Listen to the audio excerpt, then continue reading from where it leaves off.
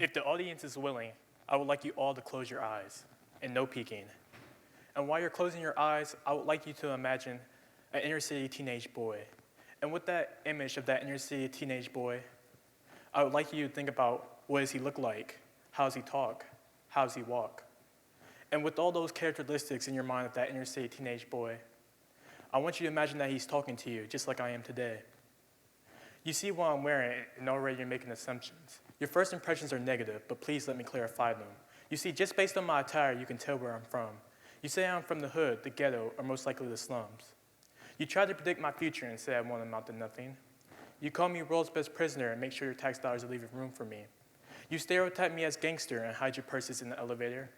You follow me around in stores and try to label me a stealer. You see my shirt and call it the attire of thugs. You see my hat and call the logo Gang Buzz. You see my pants all stylish and on fleek. With words like that, you say this boy can't even speak. You see my shoes, the price of a car payment. With finances like that, you predict I'll most likely be poor or homeless. But now that I've predicted the stereotypes on what it means to live in the African American community, I think it's time that I introduce you to the real me. You may open your eyes. You see, for my entire life, I always have been defined by a stereotype.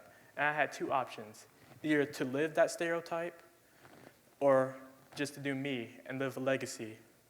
And when I decided to live a legacy and create my own life and define the way I wanted to live, I faced many problems, not only with myself, but with my outer environment. You see the boy on the outside with the nice clothes and shoes? He used to not like himself. Can you believe that to be true? He would call himself ugly, unwanted, and repugnant. He felt more like an outcast or like the Grinch who stole Christmas. And not knowing how to cope, he was always angry, sad, and thought he should hang himself off the end of a rope. But did he do it? No, because he realized his family still loved him. But did he do it? No, because he realized the world still needed him. But did he do it? No, because he realized his friends would be lost without him. But did he do it? No, because obviously he's sitting right here before you. But because of his weak mindset, the boy couldn't envision it. So the only way he knew he could accomplish this is by changing his environment. So he started immediately, working in haste. He found people who made millions and lived life their own way. He signed up for your newsletters and wrote everything down intently. Without wasting a minute, he started implementing what he was learning quickly. He wanted to improve his love life, becoming as charming as he could. He wanted to have big muscles, so he worked out as much as he could. He wanted to be financially free without a debt in his name, so he launched his own business, trying to become his own boss today. He wanted happiness that would never fade away, so he found friends that taught him how to have fun in a non-legal way. And now when people see him, they think he's the epitome of success. He has friends, straight A's, and girls that actually like him. And when he's asked what attributed to his success and fame, he always tells them it was his environment that motivated him to be this way.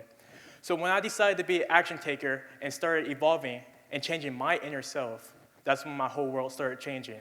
And when I started to define myself, I created a model for my life, and this is it. Work now, play later, the model in my head, it's helped me create the dreams I could only think of when I was a kid. I might say I'm from broken neighborhoods filled with crime, but that's not stopping me from making success my grind. I might say I'm from 3-minute meals, empty refrigerators, and late-night meals, but that only showed me to push harder for the things I was trying to fight for uphill. I might say I'm from families that made little money just to pay the bills, but that only showed me that being the boss was going to be my end of the deal.